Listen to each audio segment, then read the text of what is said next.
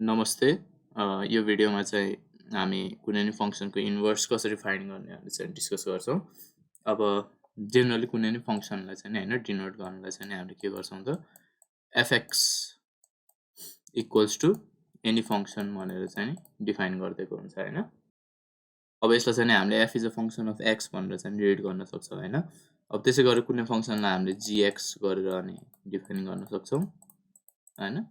Similarly hx और जसरी पनि के हामीले डिनोट गर्न चाहिँ सक्ने भयो हैन। Hx ax CX dx BX जसरी पनि डिनोट गर्न सक्ने भयो। अब यो भ्यालुलाई चाहिँ हामीले y भनेर लेख्न मिल्छ के।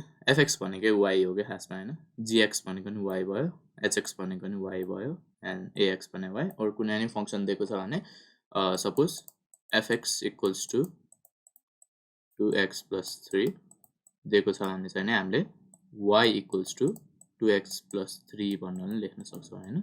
ठीक छ, किनभने एफएक्स भनेकै y हो के खासमा। अब कुनै नि यही फंक्सनको कुरा गरौँ हैन, y इक्वल्स टु 2x + 3 यसको इन्भर्स फाइन्ड गर्नलाई चाहिँ के गर्नुपर्छ भने चाहिँ हैन बेसिकली दुईटा स्टेप चाहिँ फलो गर्नुपर्छ के हामीले है। फर्स्ट स्टेप भनेको चाहिँ नि इन्टरचेन्ज x एन्ड y। अब x र y लाई इन्टरचेन्ज गरिसकेपछि चाहिँ सेकेन्ड स्टेपमा के गर्नुपर्छ त find the value of y। अब यो दुईटा स्टेप्स चाहिँ नि अब वान बाइ वान गरेर गरौँ हैन, यो माथिको फंक्सनको लागि है। सो सबभन्दा सुरुमा चाहिँ x र y लाई चाहिँ इन्टरचेन्ज गरौँ है। अब y को सट्टामा x राख्ने हैन एन्ड x को सट्टामा चाहिँ के राख्नु पर्यो त y राख्नु पर्यो के। अरु सबै सेम हुने भयो है। हाम्रो फर्स्ट स्टेप चाहिँ नि सक्यो है। अब सेकेन्ड स्टेपमा चाहिँ के गर्नु पर्यो त y को भ्यालु चाहिँ फाइन्ड गर्नु पर्यो के। यसमा यसबाट y को भ्यालु चाहिँ निकाल्नु पर्यो हैन। अब यसको y को भ्यालु निकाल्न के गर्नु पर्यो त or x - 3 equals to 2y गर्नु पर्यो and dividing on both sides by 2 हैन। के आउँछ त हाम्रो x - 3 divide by 2 equals to y आउने भयो के देयरफोर हैन। सो y भनेको चाहिँ नि x - 3 बाइ 2। अब चाहिँ के गर्ने के, अब यही नै हो के हाम्रो इन्भर्स भनेको चाहिँ, जुन चाहिँ हाम्रो इनिशियल फंक्सन थियो नि 2x + 3 यसको इन्भर्स भनेको के हो त यही नै हो x - 3 बाइ 2 हैन। अब इन्भर्सलाई चाहिँ कसरी डिनोट गर्छ त f पावर -1 हैन। अब इन्भर्स हुन चाहिँ अब पावर -1 भन्ने नि भएन। f इन्भर्स x भन्ने चाहिँ कति हुने भयो त x - 3 बाइ 2।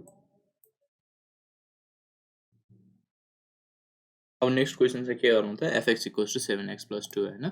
अब यसमा चाहिँ नि फर्स्टको दुईटा स्टेप गर्नु पर्यो हामीले हैन। अब fx लाई चाहिँ y भनेर लेख्न मिल्यो। y इक्वल्स टु 7x + 2 हुन्छ है। अब y र x लाई चाहिँ के गर्नु पर्यो त हामीले इन्टरचेन्ज गर्नु पर्यो हैन।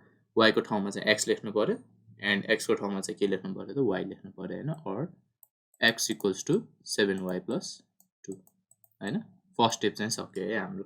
त्यसपछि चाहिँ नि नम्बर 1 नै बनाऊ हैन यसलाई। सेकेन्ड स्टेपमा चाहिँ के गर्नु पर्यो त हामीले y को भ्यालु चाहिँ फाइन्ड गर्नु पर्यो हैन। अब यसबाट y को भ्यालु फाइन्ड गर्दा कति आउँछ त x - 2 इक्वल्स टु 7y आउँछ हैन। Therefore y equals to x - 2 by 7 आउने भयो हैन। यही नै के भयो त हाम्रो f inverse x। Okay, so अर्को एउटा नि क्वेसन गरौँ हैन। अब यसमा चाहिँ के भनेको छ त हामीलाई फंक्सन दिएको छ अघि जस्तै fx इक्वल्स टु 2x + 5 हैन। हामीले चाहिँ के फाइन्ड गर्नु पर्यो त f1 हैन एन्ड इट्स इन्भर्स है। सो सिम्पली हाम्रो f1 भनेको चाहिँ कसरी क्याल्कुलेट गर्ने सुरुमा त्यो चाहिँ हेरौँ हैन। अब यो जुन चाहिँ 1 दिएको छ नि हैन, यो खासमा चाहिँ केसको भ्यालु हो भने चाहिँ x को भ्यालु दिएको हुन्छ के हामीलाई हैन। सो सिम्पली हाम्रो यो नम्बरमा के छ त x इक्वल्स टु 1 दिएको हो के। सो f1 फाइन्ड गर्नलाई के गर्नु मिल्यो त हामीले f1 इक्वल्स टु हैन x को ठाउँमा 1 राख्ने, जुन चाहिँ के हुन्छ त 2 × 1 + 5 हुने भयो हैन। सो यो भने कति भयो त 2 + 5 7। ठीक छ। अब यसको इन्भर्स चाहिँ फाइन्ड गर्नु पर्यो के हामीलाई मेन फंक्सनको हैन। हाम्रो मेन फंक्सन चाहिँ के छ त fx इक्वल्स टु 2x + 5 छ हैन। सो fx लाई चाहिँ हामीले के भनेर लेख्न मिल्यो y इक्वल्स टु 2x + 5 है। अब हाम्रो अघिकै दुईटा स्टेप चाहिँ नि क्यारी आउट गरौँ हैन हामीले। अब हामीले के गर्नु पर्यो त एक्सचेन्ज x एन्ड y है। y को ठाउँमा x लेख्नु पर्यो एन्ड x को ठाउँमा चाहिँ y लेख्नु पर्यो हैन +5। ठीक छ। So x - 5 divide by 2 equals to y हुने भयो हैन। यही नै के हो त हाम्रो इन्भर्स अफ द फङ्सन है। अब यो क्वेसनमा चाहिँ सपोज थपेर दियो अरे होइन, अब फाइन्ड एफ इन्भर्स 5 भनेर नि दियो अरे क्या सपोज होइन। अब एफ इन्भर्स 5 चाहिँ कसरी क्यालकुलेट गर्न सक्छ त हामीले, एफ इन्भर्स 5 होइन। अब एफ इन्भर्स 5 को मिनिङ चाहिँ के हो त, एक्स को भ्यालु चाहिँ कति दिएको छ त हामीलाई 5 होइन, एक्स इक्वल्स टु 5 हुन्छ होइन। सो एफ इन्भर्स एक्स भन्ने चाहिँ कति हो त हाम्रो एक्स माइनस 5/2 होइन। यहाँ चाहिँ के गर्नु पर्यो त, जस्ट एक्स को ठाउँमा 5 राख्नु पर्यो होइन। सो राखी हेरौँ 5 माइनस 5 डिभाइड बाई 2, यो भने चाहिँ कति भयो त 0 भने भयो। अब अर्को क्वेसनको बारेमा चाहिँ डिस्कस गरौँ होइन। अब अघिभर चाहिँ के गरिरहेको थियो भने हामीले कुनै नि एउटा फङ्सनको चाहिँ नि इन्भर्स फाइन्ड गरिरहेको थियो होइन। अब हाम्रो यो क्वेसनमा चाहिँ के सोधेको छ त, कुनै एउटा इन्भर्स फङ्सन चाहिँ दिएको छ होइन, कुनै एउटा फङ्सनको इन्भर्स दिएको छ होइन। त्यसबाट चाहिँ नि हामीले ओरिजिनल फङ्सन चाहिँ निकाल्नु पर्यो होइन। अब ओरिजिनल फङ्सन निकाल्नलाई के गर्नुपर्छ भने हामीले जस्ट जुन चाहिँ इन्भर्स फङ्सन छ त्यसको फेरि इन्भर्स लिइदिनु पर्यो क्या होइन। अब कुनै नि हाम्रो एफ इन्भर्स एक्स भनेको त इन्भर्स फङ्सन हो, यसलाई इन्भर्स लियो भने चाहिँ के आउने भयो त हाम्रो एफएक्स आउने भयो क्या है। सो एफ इन्भर्स एक्सलाई चाहिँ के मानौँ त, वाइ मानौँ होइन। यो गऱ्यो भने चाहिँ नि एक्स माइनस 5 डिभाइडेड बाई 2 आउने भयो होइन। अब फर्स्ट स्टेप अनुसार चाहिँ के गर्नु पर्यो त, हामीले इन्टरचेन्ज गर्नु पर्यो होइन एक्स र वाइलाई। सो एक्स र वाइलाई चाहिँ इन्टरचेन्ज गरौँ, x equals to y minus 5/2 होइन।